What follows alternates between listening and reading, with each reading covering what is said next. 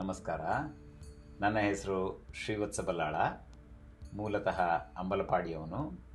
ಕಳೆದ 25 ವರ್ಷಗಳಿಂದ ಅಮೆರಿಕಾದಲ್ಲಿ ಮಾಹಿತಿ ತಂತ್ರಜ್ಞಾನ ಕ್ಷೇತ್ರದಲ್ಲಿ ಉದ್ಯೋಗ ಮಾಡಿಕೊಂಡು ಸದ್ಯ ನನ್ನದೇ ಆದ ಒಂದು ಕಂಪನಿಯನ್ನು ನಡೆಸಿಕೊಂಡು ಬರ್ತಾ ಇದ್ದೇನೆ.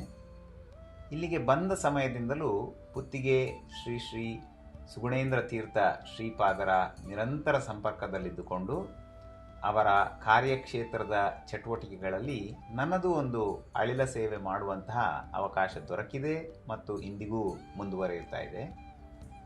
ನನ್ನ ಅಜ್ಜ ರಾಮದಾಸ ಬಲ್ಲಾಳರು ಸುಧಾಮಂಗಳ ಪಾಠವನ್ನು ಪೇಜಾವರ ಹಿರಿಯ ಶ್ರೀಪಾದರಾದ ಶ್ರೀ ಶ್ರೀ ವಿಶ್ವೇಶ ತೀರ್ಥರ ಬಳಿ ಸುಮಾರು 50 ವರ್ಷಕ್ಕೂ ಮುಂಚೆ ಹೇಳಿಸಿಕೊಂಡಾಗ ಪುತ್ತಿಗೆ ಶ್ರೀ ಶ್ರೀ ಸುಗುಣೇಂದ್ರ ತೀರ್ಥ ಶ್ರೀಪಾದರ ಜೊತೆಯಲ್ಲಿದ್ದುಕೊಂಡೇ ಅಂದು ಪಾಠವನ್ನು ಹೇಳಿಸಿಕೊಂಡವರು. ಈ ಹಿನ್ನೆಲೆಯಲ್ಲಿ ನನ್ನ ಕುಟುಂಬದ ಮತ್ತು ಮನೆತನದ ಸಂಪರ್ಕ ಪುತ್ತಿಗೆ ಶ್ರೀಗಳೊಂದಿಗಿನದ್ದು ನನ್ನ ಅಜ್ಜನ ಸಮಯದಿಂದಲೂ ಇದ್ದಂಥದ್ದು ಮತ್ತು ಇಂದಿಗೂ ಮುಂದುವರಿಯುತ್ತಾ ಇದೆ. ಅದೇ ಒಂದು ಸಂತೋಷ. ಈಗ ಸುಮಾರು 25 ವರ್ಷದ ಶ್ರೀಗಳ ಸಾಗರೋತ್ತರ ಕಾರ್ಯಕ್ಷೇತ್ರದ ಬಗ್ಗೆ ಒಂದೇ ಮಾತಿನಲ್ಲಿ ಹೇಳುವುದಾದರೆ ಅವರದೊಂದು ನ ಭೂತೋ ನ ಭವಿಷ್ಯತಿ ಎನ್ನುವಂಥ ಸಾಧನೆ ಎಂದಷ್ಟೇ ಹೇಳಲಿಕ್ಕೆ ಸಾಧ್ಯ. ಇದು ಉತ್ಪ್ರೇಕ್ಷೆ ಖಂಡಿತ ಅಲ್ಲ ಮತ್ತು ಸತ್ಯಕ್ಕೆ ದೂರವಾದ ಮಾತು ಅಲ್ಲ. ಓರ್ವ ಸನ್ಯಾಸಿಯಾಗಿ ಅವರು ಈ ದೇಶಕ್ಕೆ ಕಾಲಿಟ್ಟಾಗ ಅವರಿಗೆ ಬೆರಳೆಣಿಕೆಯ ಭಕ್ತರ, ಅದು ಯಾರು ಉಡುಪಿಯ ಮತ್ತು ಮಧ್ವ ಪರಂಪರೆಯ ಗುರುಗಳನ್ನು ಅನುಸರಿಸುತ್ತಾರೋ ಅವರ ಹೃತ್ಪೂರ್ವಕ ಬೆಂಬಲ ಬಿಟ್ಟರೆ ಬೇರೇನೂ ಇರಲಿಲ್ಲ ಎನ್ನುವುದು ಇವತ್ತು ಬಹುತೇಕ ಮಂದಿಗೆ ಗೊತ್ತಿಲ್ಲದೆ ಹೋಗಿರಬಹುದು ಅಥವಾ ಮರೆತಿರಲೂಬಹುದು.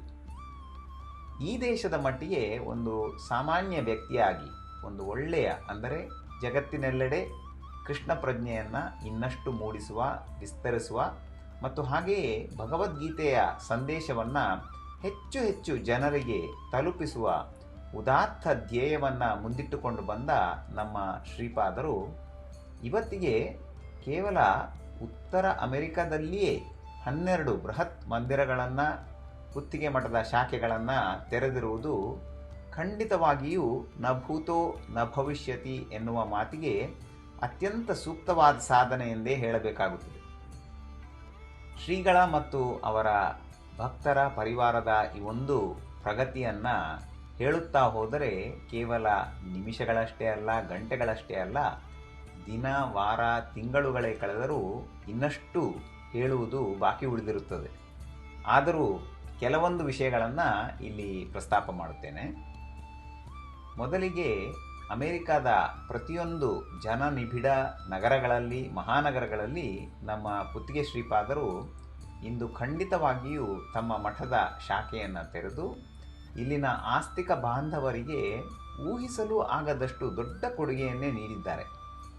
ನಾನೇ ಈ ದೇಶಕ್ಕೆ ಬಂದ ಸಮಯದಲ್ಲಿ ಇಲ್ಲಿ ಇದ್ದಂಥ ದೇವಸ್ಥಾನಗಳ ಸಂಖ್ಯೆ ಮತ್ತು ಅದರಲ್ಲಿಯೂ ನಮ್ಮ ಧರ್ಮಶಾಸ್ತ್ರ ಪದ್ಧತಿಗೆ ಅನುಸಾರವಾಗಿ ಯಾವುದೇ ಸಂಸ್ಕಾರಗಳನ್ನು ನಡೆಸಲು ದೊರೆಯುತ್ತಿದ್ದ ಪುರೋಹಿತರ ಸಂಖ್ಯೆ ಯಾವ ರೀತಿಯಲ್ಲಿಯೂ ಮನಸ್ಸಿಗೆ ಸಮಾಧಾನವಾಗುವ ಒಂದು ಥರದಲ್ಲಿ ಆಚರಣೆಗಳನ್ನು ನಡೆಸಲಿಕ್ಕೆ ಆಗುತ್ತಾ ಇರಲಿಲ್ಲ ಎನ್ನುವುದು ನನ್ನದೇ ಸ್ವಂತ ಅನುಭವ. ಆದರೆ ಕೇವಲ 8-10 ವರ್ಷಗಳ ಒಳಗೆ ಶ್ರೀಗಳ ಕಾರ್ಯಕ್ಷೇತ್ರದ ವಿಸ್ತರಣೆಯಿಂದ ಇವತ್ತು ನಾವು ನಾಮಕರಣ, ಚವಲ, ಗೃಹ ಪ್ರವೇಶ ಇತ್ಯಾದಿ ಅಷ್ಟೇ ಅಲ್ಲ, ಉಪನಯನ, ವಿವಾಹ, ಸೀಮಂತದಂಥ ಶುಭ ಸಮಾರಂಭಗಳನ್ನು ಮತ್ತು ನಮಗೆಲ್ಲ ಅತ್ಯಂತ ಪ್ರಮುಖವಾದ ಪಿಂಡ ಪ್ರದಾನ, ಶ್ರಾದ್ದ, ಪರಿಹಾರಾರ್ಥ ಹೋಮಾದಿಗಳನ್ನು ನಡೆಸಿಕೊಳ್ಳುವಂಥ ಮಟ್ಟಕ್ಕೆ ಬಂದಿದ್ದೇವೆ. ಅಂದರೆ ನಮ್ಮ ಸಮಾಜವೇ ಶ್ರೀಗಳ ದೂರದೃಷ್ಟಿಯ ಚಿಂತನೆಗೆ ಚಿರ ಋಣಿಗಳಾಗಿರಬೇಕು. ಇದೆಲ್ಲದರಲ್ಲಿಯೂ ಶ್ರೀಗಳ ಮತ್ತೊಂದು ಪ್ರಮುಖ ಅಂಶವನ್ನು ಎತ್ತಿ ಹಿಡಿದು ಹೇಳಲೇಬೇಕಾಗುತ್ತದೆ. ಒಂದು ಮಾತಿದೆ, ಬಯಸಿದರೆ ಬೇಡಿದ್ದನ್ನೀವ, ಬಯಸದೇ ಇದ್ದರೆ ತನ್ನನೀವ ಎಂದು. ನಮ್ಮ ಶ್ರೀಗಳು ಏನನ್ನೂ ಬಯಸದೆ ಕೇವಲ ಸಾಗರೋತ್ತರದಲ್ಲಿ ವಾಸವಾಗಿರುವ ಭಕ್ತರ ಅಭೀಷ್ಟವನ್ನು ಈಡೇರಿಸುವ ಗುರಿಯೊಂದನ್ನೇ ಮುಂದಿಟ್ಟುಕೊಂಡು ಬಂದು ಸಾಧಿಸಿದ್ದು ಆ ಶ್ರೀಕೃಷ್ಣನ ಸಂದೇಶವನ್ನು ಮನೆ ಮನೆಗೆ ತಲುಪಿಸುವಂತಹ ಒಂದು ಒಂದು ಕೆಲಸ ಎಂದು ಒತ್ತಿ ಹೇಳಲೇಬೇಕಾಗುತ್ತದೆ. ಈಗಾಗಲೇ ಹೇಳಿದಂತೆ ಬಯಸದೇ ಇದ್ದವರಿಗೆ ತನ್ನ ನೀವ ಎನ್ನುವ ಮಾತು ನಮ್ಮ ಶ್ರೀಗಳ ವಿಚಾರದಲ್ಲಿ 100ಕ್ಕೆ 100 ಸತ್ಯ.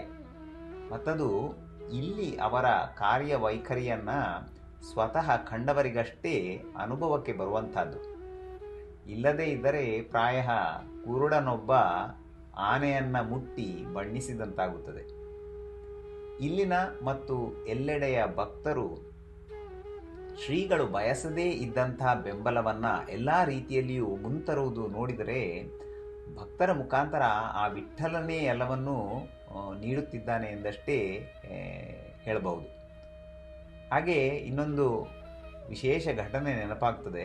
ಸುಮಾರು 2003 ಸಮಯದಲ್ಲಿ, ಅಂದು ಇವತ್ತಿನ ಹಾಗೆ ಶ್ರೀಗಳ ಅಮೆರಿಕದ ಒಳಗಿನ ಪ್ರಯಾಣಕ್ಕೆ ಅನೇಕ ರೀತಿಯ ಆಧುನಿಕ ವಿಮಾನ ಪ್ರಯಾಣದ ಸೌಲಭ್ಯ ಇರ್ತಾ ಇರಲಿಲ್ಲ. ಸಮಯ ಬೇರೆ ಇತ್ತು, ಪರಿಸ್ಥಿತಿಯೂ ಬೇರೆ ಇತ್ತು. ಸಾಮಾನ್ಯವಾಗಿ ಊರಿಂದೂರಿಗೆ ಹೋಗುವಾಗ ಒಂದು ಊರಿನಿಂದ ಅರ್ಧ ಹಾದಿ ಒಬ್ಬ ಭಕ್ತರು ಕಾರ್ ಅಥವಾ ವ್ಯಾನ್ಗಳ ಮೂಲಕ ಕರೆದುಕೊಂಡು ಹೋದರೆ, ಇನ್ನೊಂದು ಅರ್ಧ ಹಾದಿ ಮತ್ತೊಬ್ಬ ಭಕ್ತರು ಕರೆದುಕೊಂಡು ಹೋಗುತ್ತಾ ಇದ್ದದ್ದು ಸಾಮಾನ್ಯವಾಗಿತ್ತು. ಅಂಥ ಒಂದು ಉತ್ತರಾರ್ಧದ ಹಾದಿಯ ಪ್ರಯಾಣದ ಜವಾಬ್ದಾರಿ ನನಗೆ ಸಿಕ್ಕಾಗ ಸಂತೋಷದಿಂದಲೇ ಒಪ್ಪಿಕೊಂಡು ಶ್ರೀಗಳು ಮತ್ತು ಅವರ ಪರಿವಾರವನ್ನು ಒಂದು ಮಿನಿ ವ್ಯಾನಿನ ಮೂಲಕ ಜಾರ್ಜಿಯಾದಿಂದ ಫ್ಲೋರಿಡಾಕ್ಕೆ ಕರೆದುಕೊಂಡು ಹೋಗಿದ್ದೆ. ನೆನಪಿನಲ್ಲಿ ಇಟ್ಕೊಳ್ಳುವಂತಹ ಪ್ರಯಾಣ 4 ಗಂಟೆಗಳಷ್ಟು ಕಾಲ ಹಾದಿಯುದ್ದಕ್ಕೂ ಶ್ರೀಗಳ ಭಗವದ್ಗೀತೆಯ ಬಗೆಗಿನ ಮಾತು, ಸಂದೇಶ ಇತ್ಯಾದಿ. ಕೊನೆಗೆ ನಾವೆಲ್ಲ ಬಂದು ಸೇರಿದ ಜಾಗ ಫ್ಲೋರಿಡಾದಲ್ಲಿ ಮಣಿಪಾಲದ ಪೈ ಕುಟುಂಬದ ಮಗಳೊಬ್ಬರ ಮನೆಗೆ. ಅಲ್ಲಿ ಸಂಜೆ ರಾತ್ರಿಯ ಪೂಜೆ, ತೀರ್ಥ ಪ್ರಸಾದ, ಪಾದಪೂಜೆ ಮುಗಿದ ಬಳಿಕ ನಾನು ವ್ಯಾನನ್ನು ಸೀದಾ ಹಿಂದಿರುಗಿಸಿದ್ದು ಅದನ್ನು ಬಾಡಿಗೆಗೆ ತೆಗೆದುಕೊಂಡ ಸ್ಥಳಕ್ಕೆ. ಗಡಿಬಿಡಿಯಲ್ಲಿ ಶ್ರೀಗಳ ಪರಿವಾರದವರು ಕೆಲವು ಅತ್ಯಂತ ಮುಖ್ಯ ವಸ್ತುಗಳಿದ್ದ ಪೆಟ್ಟಿಗೆಯೊಂದನ್ನು ಅಂದಿನ ಕಾರ್ಯಕ್ರಮಕ್ಕೆ ಬೇಕಾಗದು ಎಂದು ವ್ಯಾನಿನಲ್ಲಿಯೇ ಬಿಟ್ಟದ್ದು ನನಗೆ ಗೊತ್ತೇ ಇಲ್ಲದಿದ್ದರಿಂದ ನಡೆದಂಥ ಒಂದು ಪ್ರಮಾದ. ಮಾರನೇ ದಿನ ಎಲ್ಲರಿಗೂ ಒಂದು ಪೆಟ್ಟಿಗೆ ಇಲ್ಲದೇ ಇರುವುದು ಗಮನಕ್ಕೆ ಬಂದಾಗ ನಾನು ವ್ಯಾನ್ ಬಾಡಿಗೆಗೆ ತೆಗೆದುಕೊಂಡ ಕಂಪನಿಗೆ ಫೋನ್ ಮಾಡಿ ಕೇಳಿದ ಕೂಡಲೇ ಗೊತ್ತಾದದ್ದೇನೆಂದರೆ, ಅವರು ಆ ಪೆಟ್ಟಿಗೆಯನ್ನು ನೋಡಿ ತೆಗೆದಿಟ್ಟಿದ್ದಾರೆ, ನಮ್ಮ ಕಡೆಯಿಂದ ಸಂಪರ್ಕಿಸಬಹುದು ಅಂತ. ನೋಡಿ, ದೇವರ ದಯೆಯಿಂದ ಶ್ರೀಗಳ ಮುಂದಿನ ಪ್ರಯಾಣಕ್ಕೆ ಯಾವುದೇ ತೊಂದರೆಯಾಗದಂತೆ ಅದನ್ನು ಅವರಿದ್ದಲ್ಲಿಗೆ ತಲುಪಿಸಿ ಧನ್ಯನಾದದ್ದು ಇಂದಿಗೂ ಮರೆಯದಂಥ ಅನುಭವ. ಹೀಗೆ ಹೇಳುತ್ತಾ ಹೋದರೆ ಅವರ ಪ್ರತಿಯೊಂದು ಭೇಟಿಯಲ್ಲಿಯೂ ಆ ಭಗವಂತನ ಅನುಗ್ರಹ, ಶ್ರೀಕೃಷ್ಣ ಮತ್ತು ವಿಠ್ಠಲ ದೇವರ ಶ್ರೀರಕ್ಷೆ ಶ್ರೀಗಳಿಗೂ ಮತ್ತು ಅವರ ಪರಿವಾರದವರೆಲ್ಲರಿಗೂ ಸದಾ ಇರುವುದು ಗೊತ್ತಾಗ್ತಾ ಇರ್ತದೆ. ಇಂಥ ನಮ್ಮ ಕುತ್ತಿಗೆ ಶ್ರೀಗಳು ಇಂದು 4ನೇ ಪರ್ಯಾಯದ ಹೊಸ್ತಿಲಿನಲ್ಲಿ ನಿಂತಿದ್ದಾರೆ. ಅವರ ಮುಂದಿನ 2 ವರ್ಷದ ಪರ್ಯಾಯಾವಧಿಯಲ್ಲಿ ಅನೇಕ ಸಮಾಜಮುಖಿ ಕೆಲಸ ಕಾರ್ಯಗಳು ನೆರವೇರಲಿ. ಭಗವಂತ ಅವರ ಪರ್ಯಾಯದ ಸೇವೆಯಿಂದ ಸುಪ್ರೀತನಾಗಿ ಅವರ ನಿರಂತರ ಗೀತಾ ಜ್ಞಾನಯಜ್ಞ, ಶ್ರೀಕೃಷ್ಣ ಮುಖ್ಯಪ್ರಾಣದೇವರ ಅನನ್ಯ ಸೇವೆಯನ್ನು ಯಾವುದೇ ಅಡೆತಡೆ ಇಲ್ಲದೆ ನೆರವೇರಿಸಲಿ ಅಂತ ಕೈಮುಗಿದು ಕೇಳಿಕೊಳ್ಳುತ್ತಾ ನನ್ನ 2 ಮಾತುಗಳನ್ನು ಮುಗಿಸುತ್ತೇನೆ. ನಮಸ್ಕಾರ.